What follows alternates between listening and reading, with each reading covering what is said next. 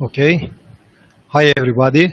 We have come back to our conference. This is the third lecture, which is given by the Thomas Oliver. Okay. Please go ahead, Thomas.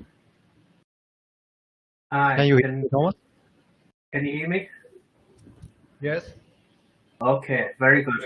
Okay. In that case, I'll start. So, thank you very much for the introduction. It's a pleasure to speak at this event, very exciting event. So, the title of my talk is PCA and Arithmetic, but as you can see, I've written here a data scientific perspective on arithmetic. I'll cover much the same material. Okay. So, just an introduction. So, this overlaps a little bit with Matthias' talk earlier. So, by arithmetic, I mean number theory. And number theory is the study of integers. And there's two kind of faces to the subject. So, there's the ancient face. So, arithmetic is ancient. Euclid's Elements from 300 BC contains a proof that are in front of many primes. And Diophantus's Arithmetica that solves polynomials by integers from 250 AD. On the other hand, there's a modern side to the research subject. So the Riemann hypothesis, which goes back to the 1850s, that captures fundamental information about the distribution of prime numbers, and the Birch-Swinnerton and Dyer conjecture relates seemingly disparate algebraic and analytic structures connected to elliptic curves. So arithmetic is on the one hand a very old subject, and on the other hand a very new subject. So there's a strong tradition of experimentation within arithmetic. In particular, for example, the prime number theorem that was discovered empirically in independent work of Legendre and Gauss in around 1790 by studying tables of logarithms. And this observation remained unproved for over a century. It took some developments in complex analysis to prove it. And I've already mentioned the Riemann hypothesis. The Riemann hypothesis appeared in Riemann's early work only work on number theory, which was his work on prime number theorem. So that's before computers, and actually in the early days of computers at the University of Cambridge Mathematical Laboratory, Birch-Swinnerton and Dyer in the 1960s, they formulated their eponymous conjecture based upon experiments with the EDSAC-2 computer, and that is yet to be proved. So there's a strong tradition of experiment in number theory, predating even the role of computers in number theory. So these days we have a very large arithmetic database of arithmetic objects. It's called the LMFDB, and that stands for L Functions and Modular Forms Database. So I checked this morning, and it contains almost 4 million elliptic curves and many more related objects. Up to a certain complexity, and we'll get onto what that means, it's complete up to a certain complexity, and that completeness is well documented. It's reliable in the sense that all of the data is computed rigorously based upon proven theorems. It's supported by grants from EPSRC, NSF, and Simons, and it's available publicly at the website linked there. So, like I said, there's a bit of a tradition of experimentation in number theory. There's also a subject called arithmetic statistics. So the executive summary of that is it's the enumeration of arithmetic objects of a certain type up to a certain bound. So, for example, the prime number theorem says that approximately x over log x primes less than x, and the number of elliptic curves of conductor n is bounded above by n to the half plus epsilon. So the conductor is a measure of complexity that we'll come back to later on. It'll play a very important role in that talk. So to summarize, there's this subject that's called arithmetic statistics, which tries to enumerate arithmetic objects up to a certain complexity. And there's two prominent examples there, the prime number theorem and this number of elliptic curves of the conductor. So we've got arithmetic statistics, and we've got a big database of arithmetic. So is there such a thing as arithmetic data science? To answer that question, you probably need a good notion of data science. So what I mean by that is extracting knowledge from large data sets and applying it to solve problems. So we can ask the question, can we use the LMFDB data set to solve problems in arithmetic? And just grammatically here, it might make sense to call this data scientific arithmetic. So that's in the spirit of algebraic number theory, analytic number theory, using data science to do number theory rather than using number theory to do data science. Okay, so that's kind of the end of the spirit of what we're trying to do, but unfortunately I do have to explain what some of the words I'm going to be using mean. I wasn't sure who to expect in the audience, so I've kept it quite general, so feel free to fall asleep if you know these things already. So an algebraic number, that's the solution to a polynomial with integer coefficients, so something like the square root of 2 or the square root of -1 or the cube root of 13, they're algebraic numbers. An algebraic integer is an algebraic number which solves a polynomial with integer coefficients and leading coefficient 1. So those examples I've just given, they're all solutions to monic polynomials, and therefore algebraic integers. As an example, the square root of -5, that's an algebraic integer because it's a solution to x squared, and that should be +5 equals 0. Square root of 5 is also an algebraic integer. So rational numbers, they're the solutions to linear polynomials with integer coefficients, and integers, they're the solutions to linear polynomials with integer coefficients and leading coefficient 1. So these notions of algebraic numbers and algebraic integers, they're just generalizing the traditional notions of rational number and integer.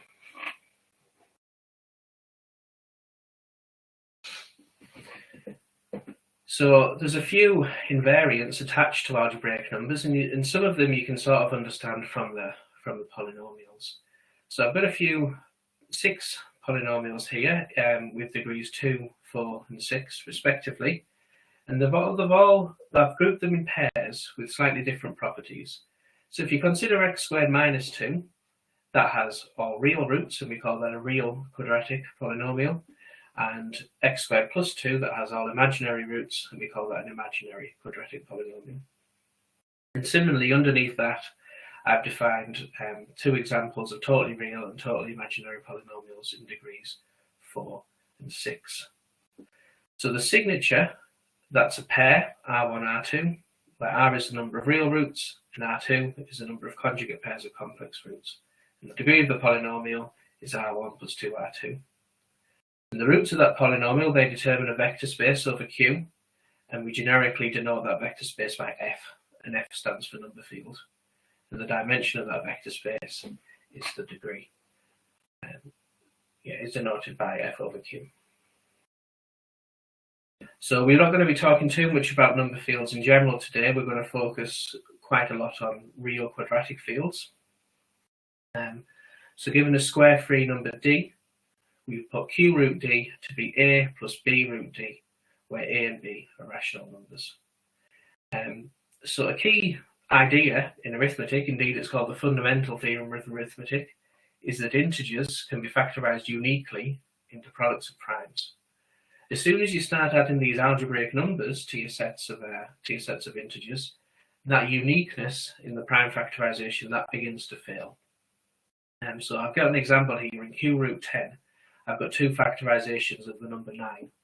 One is 3 squared, the one you'll be familiar with, and the other comes from this difference of 2 squares construction. And every number involved in those factorizations is somehow prime. Now, we can recover this by introducing ideal theory, and indeed we'll come on to that later on, but for us, the key point is that this unique factorization on the level of numbers, well, it's not unique. So the class number, HF, of a number field, that quantifies the failure of the ring of integers to be a unique factorization domain. So a bigger class number means somehow the factorization is less unique, and class number 1 means unique factorization domain.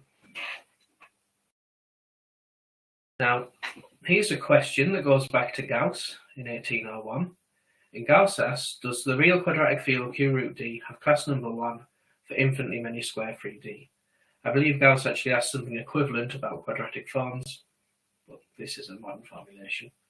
So does the real quadratic field Q root D have class number 1 for infinitely many square D? Certainly, it doesn't have class number 1 for all D. So on the table above, I've given examples of class number 2, 3, 4, and even 21 there. Nevertheless, it does appear that class number 1 continues to appear even for very large d. So the first few, 2, 3, 5, 6, 11, that gives class number 1. And then at the end there, I think that's 2 million or maybe 20 million or so. That also gives class number 1. And you can ask the question, are there infinitely many d such that the class number is 1? If we had a negative d, so if we had minus d there instead, there would in fact only be a finite number, and you can list them all. So there's something interesting that happens in this context of real quadratic fields. So just to reiterate what's been said on the last couple of slides there, the question is, for infinitely many d, do we in fact have unique factorization in the ring of integers of cube root d? So everything we've just talked about to do with number fields, that has to do with the solutions to polynomials in one variable. Also in today's talk, we'll think about polynomials in two variables, which are planar curves, as you'll be aware. So there's three types I'd like to draw your attention to. So if you have quadratic equations in two variables, they are the conic sections. Elliptic curves, they're a little bit more complicated. So these are the planar curves determined by a cubic equation of the form y squared equals x cubed plus x plus b for integers named b. And then we've got something called higher-genus curves. So that includes hyperelliptic curves of the form y squared equals f of x, where the degree of f is 2g plus 1. So I've used the word genus there. I don't have enough time to define every term, but the term genus is taken from topology. So in brief, complex numbers satisfying these equations form two-dimensional real manifold, and the genus is the genus of that manifold. So elliptic curves have genus 1, conic sections have genus 0, and high genus curve have something more, depending on the degree of this polynomial. So we're number theorists. We're not interested in the complex solutions or the real solutions. What we're really interested in is the rational or the integer solutions, tradition going right back to Diophantus, as I mentioned earlier. So a conic section, that can have zero solutions. For example, x squared plus y squared equals minus 1 doesn't have any solutions. It can have one solution, x squared plus y squared equals 0, or it can have infinitely many rational solutions. So think about a circle, x squared plus y squared equals 1. Elliptic curves, they can have any finite number of rational solutions or infinitely many rational solutions. And higher genus curves, they can never have infinitely many rational solutions. So elliptic curves somehow represent a threshold in this Diophantine problem, which I think is the reason that they're considered very interesting by number theorists. They somehow, they look very simple, but they have this surprising structure to them. So, what do we know about the solutions to elliptic curves, the rational solutions to elliptic curves? So I know Mattia mentioned this earlier, but in 1922, Mordell proved that the rational points in an elliptic curve defined over Q form a finitely generated abelian group. So that means it's got a torsion subgroup, so some product of finite cyclic groups, and then it has a rank part, which is a product of infinite free groups. And then Mesa in 1970s, 1977, 1978, he found that there are 15 explicit possibilities for the torsion subgroup of EQ. So it's known what groups can arise as a torsion subgroup of an elliptic curve over Q. The rank, on the other hand, is much more mysterious. So conjecturally, at least, 50% of elliptic curves have rank 0, and 50% of elliptic curves have rank 1, and 0% have rank anything greater than 1. Now that might seem like a strange thing, because on this table here I've exhibited an elliptic curve with rank 2, but the point is these elliptic curves, they live in infinite sets. So here's a question. I've already stated a question from 1801 by Gauss. Here's a new question from that possibly goes back to Poincaré 100 years later in 1901. And that question is, which integers R can occur as the rank of an elliptic curve over Q? And it's, for example, is a set of such R bounded? So that's one question you can ask about the ranks of elliptic curves. Which numbers can appear as the rank of elliptic curves? And here's a slightly more modern conjecture. It's called the Bircham-Swinnerton-Dyer conjecture. And that says that the rank R is equal to the order of vanishing of the elliptic L function which we'll come back to later on, LES at S equals 1. And it also gives a formula for the leading coefficient involving certain invariants of E. So you can, the L function is originally a Dirichlet series, you can rewrite that as a Taylor series, and the leading coefficient, there's a formula for that, at least conditional on the conjectural virtue Swinnerton Dyer. So that's the end of my introductory section. I think I see a message in the chat. I'll quickly check. Okay, no questions in the chat. Before I move on to the machine learning part of this, are there any questions? No. Okay, that sounds like a no. Thank you very much for answering. Okay, so we're moving on to supervised learning. So here's our experimental strategy. So given a set U of vectors, and for each vector in that set a label L, we consider a label data set. So that's a set of mappings from the vectors to the label.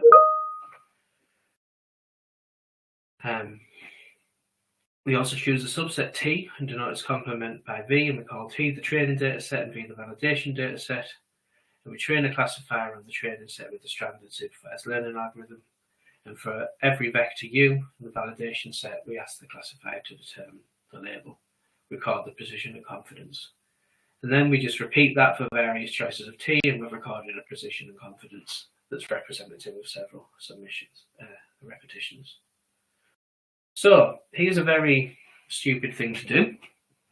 And so I'll say in advance, when I show you this experiment, I'm not showing you as some kind of miracle. I'm just showing you it as a kind of example of the sort of thing we're able to do with this strategy.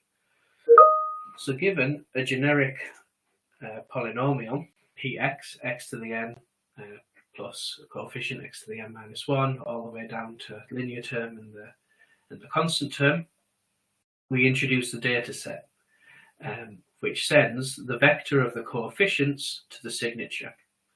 And then, without solving any polynomials, a random forest classifier can predict signatures. So what I've done here, signature 6, 0 and 0, 3, that's the totally real and the totally imaginary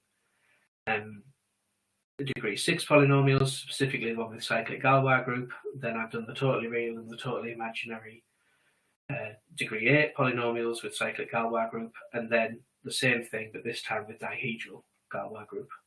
And as you can see, we can get the signature of these polynomials from the coefficients to a very high accuracy. And in fact, the main reason I've included this example is because it's very nice to interpret. So rather than interpret the random forest classifier, which I mentioned in the previous section, we can use logistic regression classifier and still get very accurate results. So given a real number, if we let square brackets of x denote the integer nearest to it, and we have the logistic sigmoid sigma equals 1 over 1 plus the exponential of minus z, and we consider a set of cyclic degree 6 number fields with signatures either 0, 3 or 6, 0 and bounded conductor, we aim to find coefficients such that sigma of this linear combination of the coefficients of the polynomial, when that's rounded, it gives you a number that's either 0 or 1, and it should predict the signature. Okay, and what we can do is we can find a best fit, and those random looking numbers there, that gives you 94% precision. So the accuracy of that model varies with the specifications there. I won't get into it, but depending on the discriminant, this model may be more or less accurate. So this is not meant to be anything mind-blowing to you. It's just to show you the type of experiment we might do and how we can then go on to interpret the output. So that's fine for finding the signatures of number fields and polynomials, but what if you want to find something more complicated? What if you want to find the class number of a totally real quadratic field, or you want to find the rank of an elliptic curve, or something even more complicated, such as the Tate-Shafarevich group? So we can try the same thing. We can take the polynomial that defines a number field, or the polynomial that defines an elliptic curve, and we can train a classifier on these polynomial coefficients, and we can ask it to predict whatever invariant we're interested in. Now, if you do that, the results obviously vary based on the specifics, but typically you get a result that's no better than guesswork. So our first objective after making that observation was to find better training vectors. So at this point, we're going to move away from polynomials into a much higher dimensional space. And the way we're going to do that is using L functions. So in this talk, an L function, that's a Dirichlet series, L of S, and it's the sum of an n to the minus s over the positive integers n. And it should converge for the real part of s much bigger than 0. So it should converge in some right half plane. Later on in the talk, we'll see how to attach specific L functions to real quadratic fields and elliptic curves, but let's not worry too much about that for this first slide. But what I do want you to know is that in this talk, the training vectors, they're going to be the first d coefficients of an L function. So that's some point in z to the d. So we take a1, a2, a3, all the way up to ad for whatever d you want. So in this way, we can make a very high dimensional problem. Now, there's also a notion of complexity for the L functions, and that's called the conductor, which I'm denoting by Q, and it appears in the functional equation satisfied by L, and we'll come on to that later. Sorry, I'm getting several notifications and it's frustrating.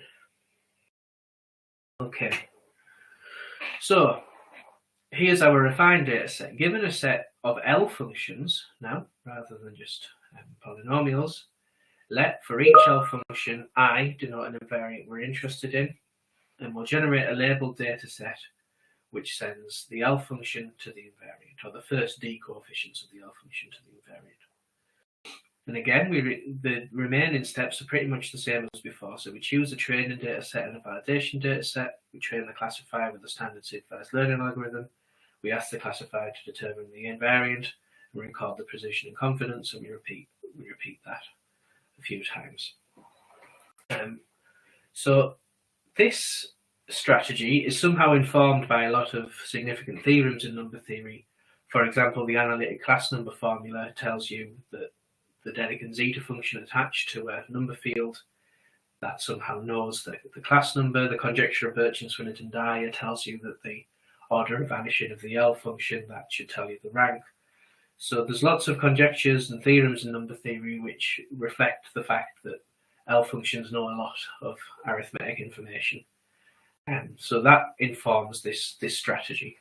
And from a practical point of view, it's allowed us to go from quite low dimensional polynomials to much higher dimensional L series.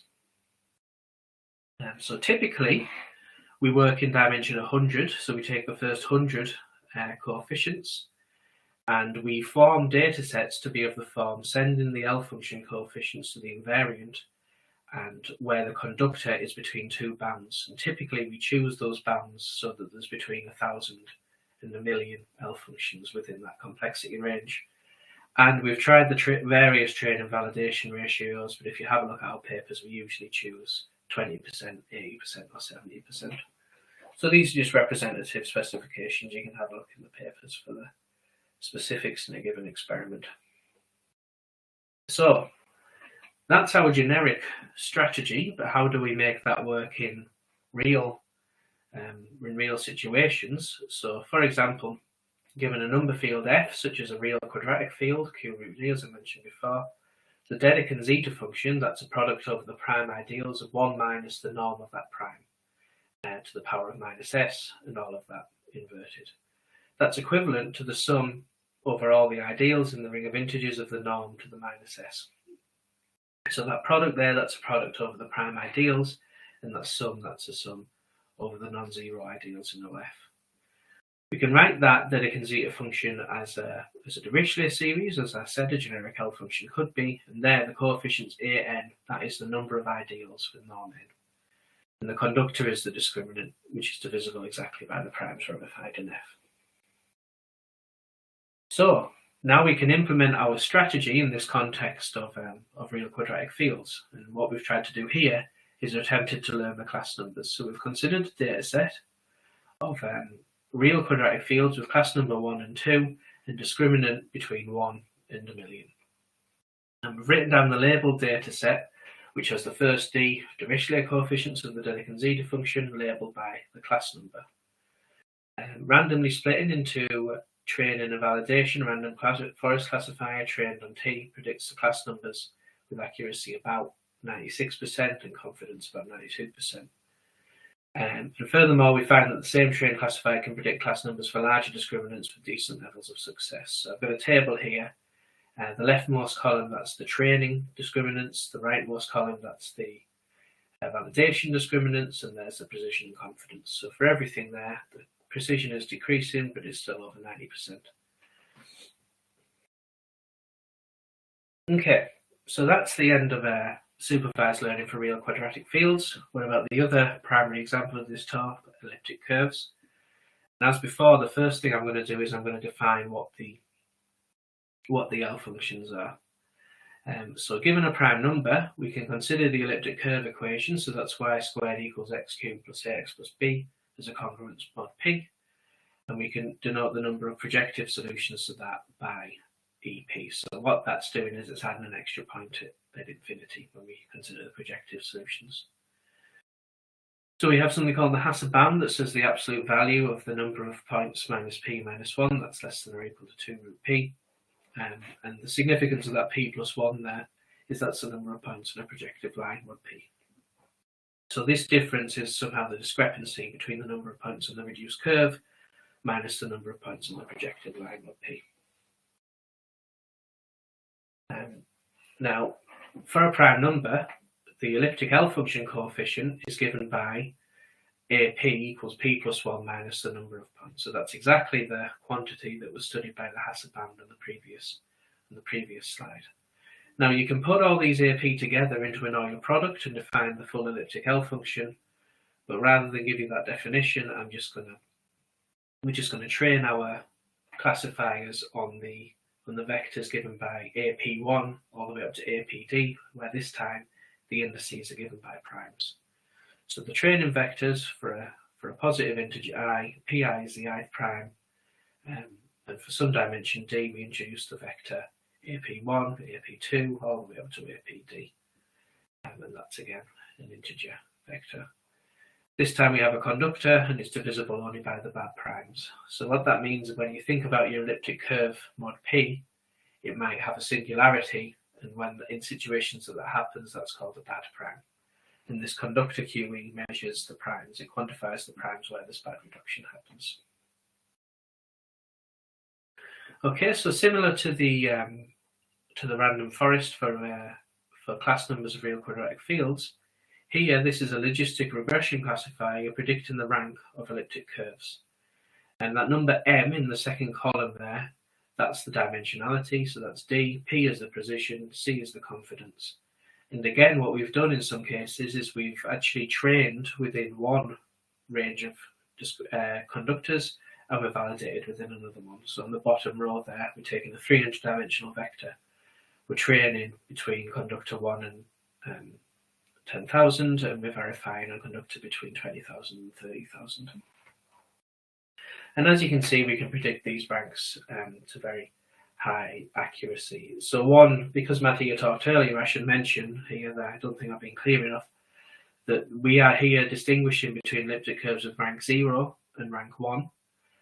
As mentioned, that is 100% of elliptic curves, at least conjecturally, but we haven't done anything about higher rank curves here. This is just distinguishing between the two basic types. And remember, rank 0, that means finitely many rational points, and rank 1, that means infinitely many. Okay, so that's the end of the supervised learning section of today, and I'm going to quickly move on to some unsupervised learning, unless there's any questions about the supervised part.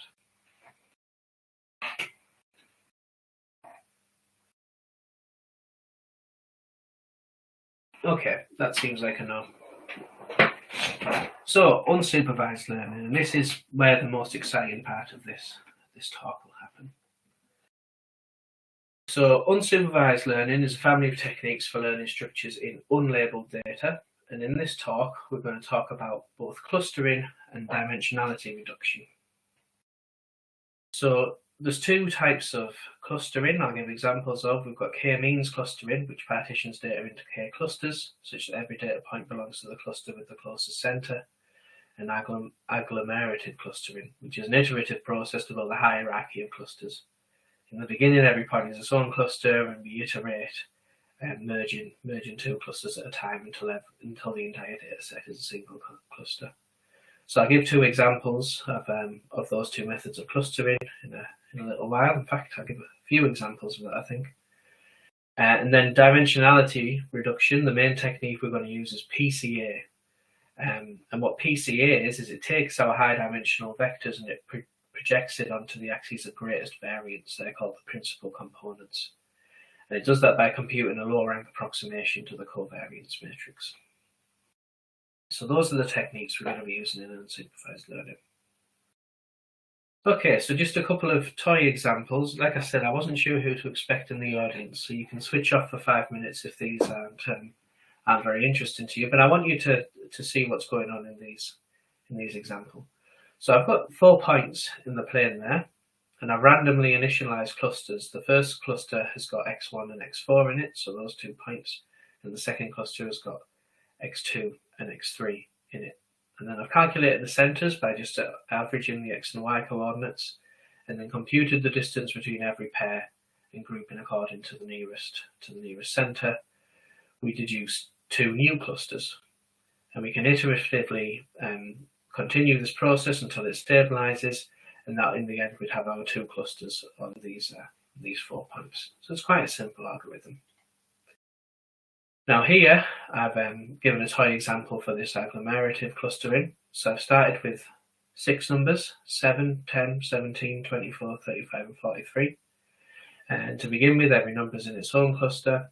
And then I've got the distance matrix there written as a table, just for you to keep track.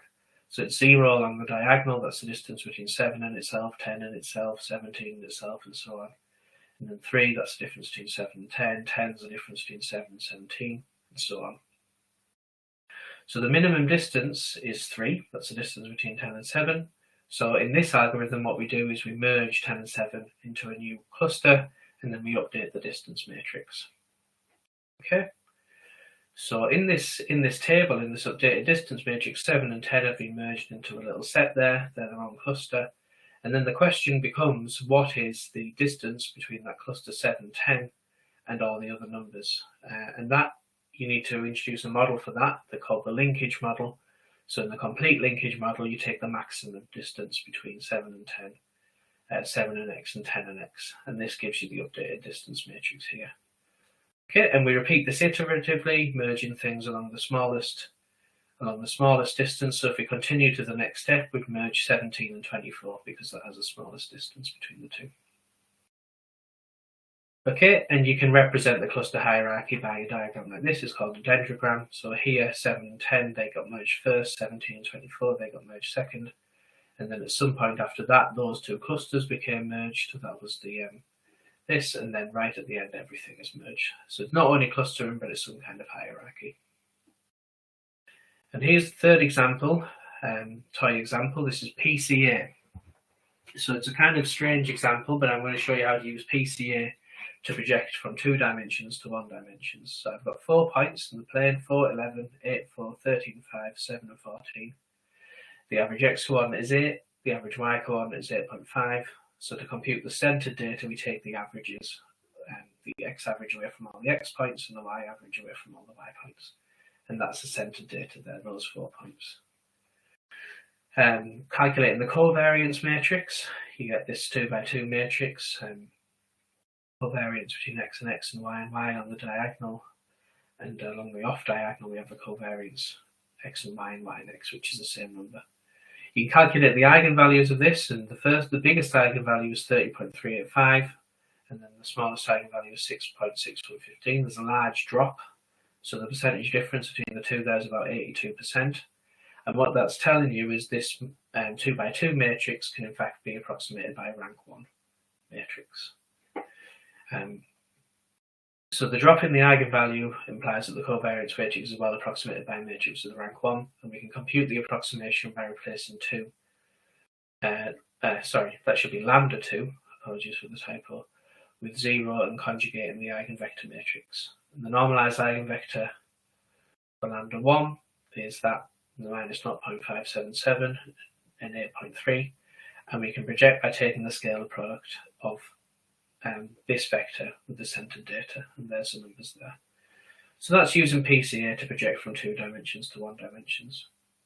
Now, the reason I've done those overviews is because they're all actually quite constructive algorithms. We can call them unsupervised machine learning, but they're quite simple algorithms to follow. And actually, I think an interesting perspective in this number theory game is to forget that that's called machine learning and just think about what that means. So we'll be talking about covariances of elliptic curves and hierarchies at some point later on.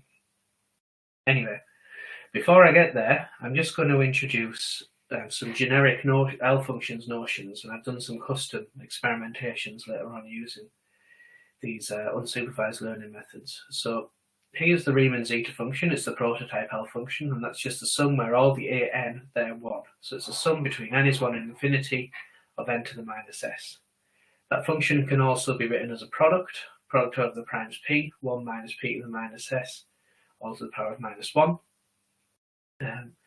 It's got an Archimedean factor, zeta infinity, and that's got a gamma function, gamma of s over 2, and it's got an exponential factor, pi to the minus s over 2. So if you multiply zeta by zeta infinity, you get a nice function which has a very simple functional equation. So if you call that function xi equals zeta times zeta infinity, then xi of s is equal to xi of 1 minus s. So that's the prototype L function. It has all the key properties we need to explain the experiments that are about to come. So more generally, a generic L function, that's a Dirichlet series an n to the minus s. I've already mentioned that, and it should converge in some right half plane. And then there's 2 canonical types of gamma function that appear. So we have gamma r, that's the one we've just seen, pi to the minus s over 2, gamma of s over 2. And we have gamma c, that's 2 pi to the minus s times gamma of s. So a generic L function has an Archimedean factor of the form L infinity s, and it's a product of gamma r's and gamma c's, with some spectral parameters here, mu and nu. They're not going to play a very important role today. And the conductor of an L function is an integer n that appears in the functional equation. So like we did with zeta, we multiply L by L infinity, and then we get a function that we call lambda. Is that once we put in this exponential factor n to the s over 2, and lambda has the property that lambda s is connected to lambda of 1 minus s, possibly with some sign epsilon with absolute value 1. So there's 2 types of origins for this general class of L functions I've introduced. We've got morphic origins, so that's the number fields, Artin representations, elliptic curves, hygenus curves defined over number fields, and so on. For example, an elliptic L function, and the conductor includes a reduction type of the curve. On the other hand, we've got things of automorphic origin, modular forms, mass forms, automorphic representations, and GLN.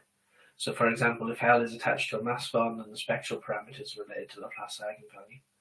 So in very broad strokes, I'm conscious of the time, I can't explain every detail, and in fact I don't know every detail, but in broad strokes, the Langland philosophy asserts that all motivic L functions are automorphic. So just a bit of terminology. I'm going to introduce in a second the data set of rational L functions, and I want to explain what that means. So an L function is a Dirichlet series, an n to the minus s, converges in a right half plane, satisfies a certain type of functional equation with respect to s goes to 1 minus s. An arithmetic L function is an L function where the coefficients are algebraic numbers.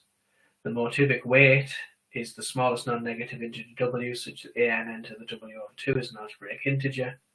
The coefficient field is the number field generated by those algebraic integers, and a rational L function, unsurprisingly, is an arithmetic L function with coefficient field q.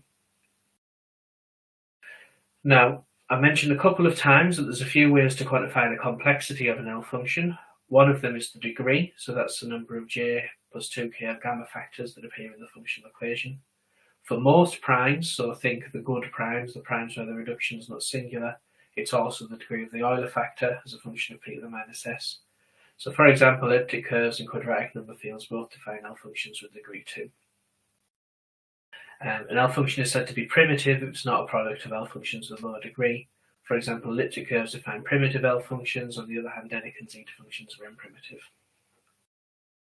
And there's one final notion here, and I wouldn't worry too much about it, just think complexity. The analytic conductor of an L function with Archimedean factor L infinity is a real number which has n, the traditional conductor, and then the exponential of 2 times the real part of this logarithmic derivative at the central point. And if L has degree d, then we refer to alpha a to the 1 over d as the root analytic conductor. So in what follows, I'm going to use the root analytic conductor to order the data set. So here is our rational L functions dataset. I've took this directly from the LMFDB a couple of days ago. What I have here is 12 L functions, and they are all the L functions with root analytic conductor between 0.438 and 0.450. And I took 10 Dirichlet coefficients, A5, A7, A11, A13, all the way up to A37. So I have this 12 by 10 matrix effectively. Now, what are the origins of the L functions in this data set? I know because I've checked the LMFDB. There's 2 types of arithmetic structure that are present in there. So L2, L4, L6, and L7, they all originate from genus 2 curves. So these are functions of degree 4. And one of them is a bit different to the other. L2, that's got root number -1. The others have root number 1. Remember, the root number was that number that appeared in the functional equation of the L function. Also got Artin representations, so everything else there is a 2-dimensional Artin representation, all with degree 2. Now what I've done is I used RStudio, just to compute a hierarchical clustering of this, and what you can see happens is numbers 4, 6, and 8, which you might remember are all genus 2 curves. They got merged to the right-hand side here. And number 2, the other genus 2 curve, that's right on the other side, but still separate from all the Artin L functions, which were merged first by this process. Now, a bit like the examples at the start, I was not telling you this to amaze you, but just to show you that you can indeed, with the statistical properties of these coefficients, detect some structures. So here we've detected there's some statistical difference between Artin L functions and genus 2 L functions. And here's a slightly different representation of the same thing. It's on a cluster, on a circle. And what this does is we have in yellow 4, 6, and 7. There are 3 genus 2 curves, and number 2, even though it's in the blue cluster, has actually been put close to it. But that's just representing it a bit differently, so perhaps that's a bit misleading. Here I've got PCA. So what happens in this image, so I've projected those 10-dimensional vectors down to dimension 2. And notice what happens in this image is we've got a big cluster in the middle. That is all the Artin representations, and closer to the edge of the square here, those are the genus 2 curves. And these vectors here are just the projections of all of the basis vectors. So the A5s, the A7s, and so on. And finally, you can sometimes merge PCA and K-means, so I've done that here. So again, I've projected down to 2 dimensions, and then I've done some clustering. And notice we've got one cluster with 3 of the genus 2 curves. We've got this second cluster, and towards the middle, all bunched up, that's the Artin representations, and we've got that 4th genus 2 curve there. Okay, so those are just fun toy examples with a custom data set that I just took at random from the LMFDB. And how about some more serious applications? So what I have here is a 3-dimensional PCA, so we don't have to approximate by a rank 2 matrix, we can approximate by a rank 3 matrix. And what this is PCA for real quadratic fields with class number 1 and class number 2.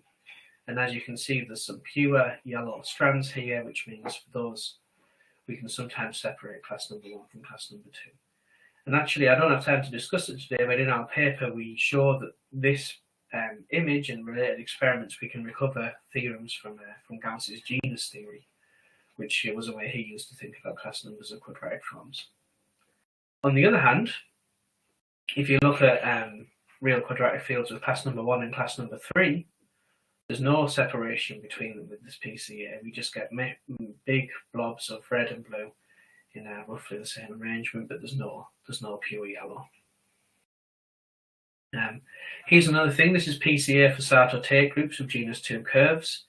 And what's happening here is we have generic genus 2 curves and we have non-generic genus 2 curves.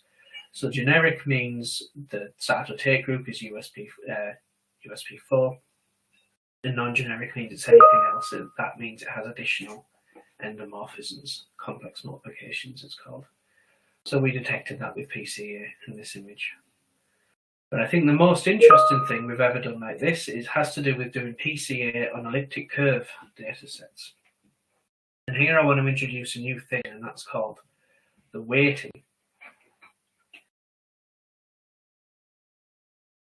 So what's going on in this top image here is this is the image of PCA for a data set of elliptic curves of rank 0, rank 1, and rank 2. Okay, and they are blue, red, and green, respectively. And as you can see, we get 3 quite distinct clusters, which indicates that this PCA is able to separate those ranks. And what's happening at the bottom, this is a measure of feature importance. So PCA is effectively a projection. And what's happening here is it's P against its coefficient in the projection down onto the first principal component. So you see these things are separated along the horizontal axis, but not really along the vertical axis. So this is the prime P on the x-axis here, and its weighting, or the coefficient in that projection down onto the first axis.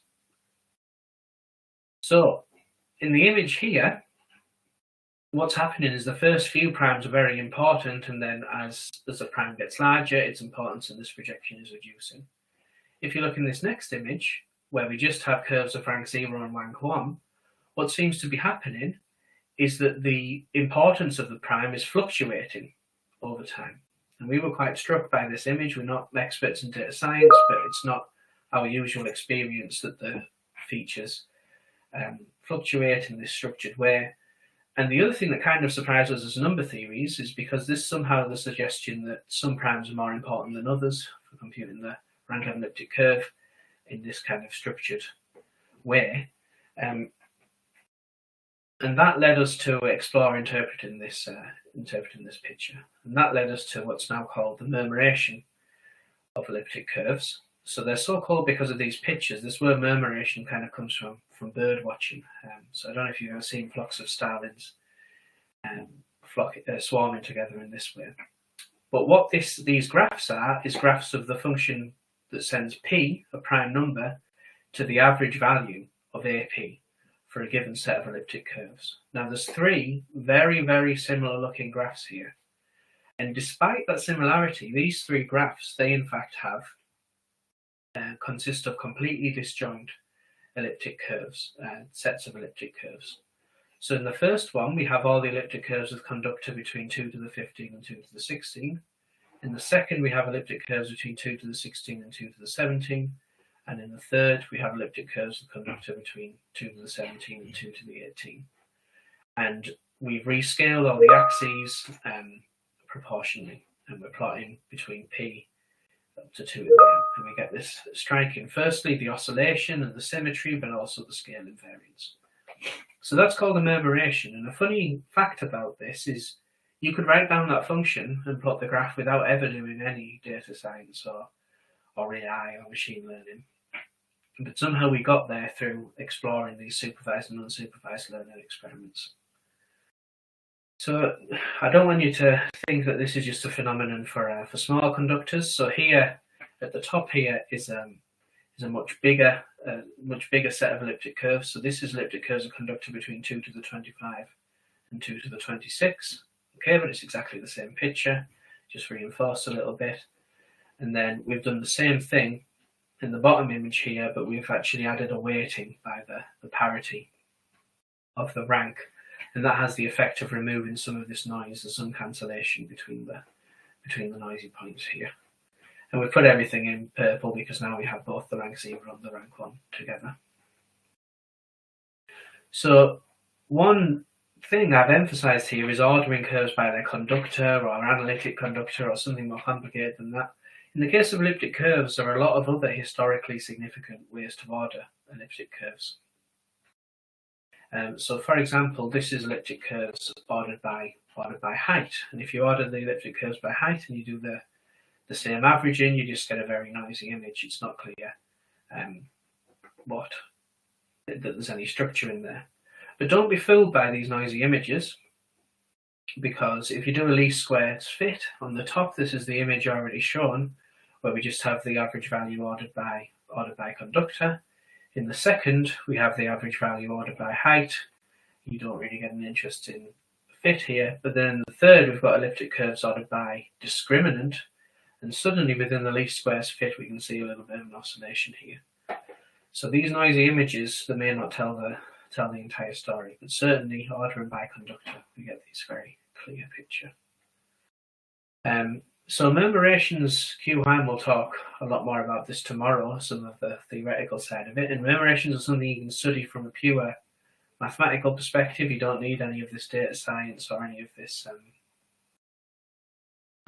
machine learning. But here's some more experimental work with the Dirichlet characters. So here we have Dirichlet characters grouped by their parity and normalized by the Gauss sums and the average value. And here on the right-hand side, this is the murmuration that we've managed to compute, this time rigorously. And in fact, more recently, we've found a murmuration for real Dirichlet characters, and it's a bit beyond the scope of this talk. So the outlook is that murmurations have been observed experimentally in many other arithmetic contexts, for example, high genus curves, high weight modular forms, and placed within the context of one-level density for families of L functions. Theorems are emerging which explain murmuration behavior. Massive breakthrough from Zubralina calculated a murmuration density of holomorphic cusp forms. In my work with Q-Han and Alexey Poznikov, we proved an analogous theorem for Dirichlet characters. Nevertheless, the original observation for elliptic curves over Q is yet to be fully explained. So I'm going to end my talk there, just with some references here, should you want to do any more reading. Thank you.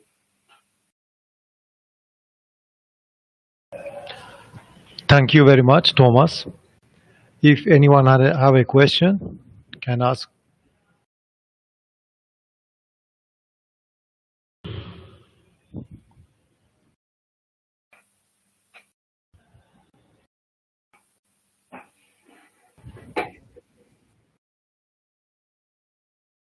Well, we have a question in the chat box. Yes, so it depends which part of the talk you're asking about. So when I did these toy examples here, I just did this with RStudio and these unsupervised learning experiments. Our original supervised learning experiments, I think at the very beginning we did it with Mathematica. Then when we got sophisticated, we used Python. And these PCA images, these were all generated using Python. Okay, any more questions?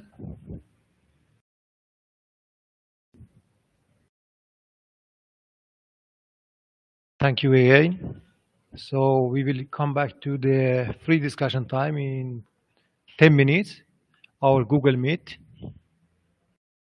We will start discussion with Mattia and then Thomas. Okay, thank you very much.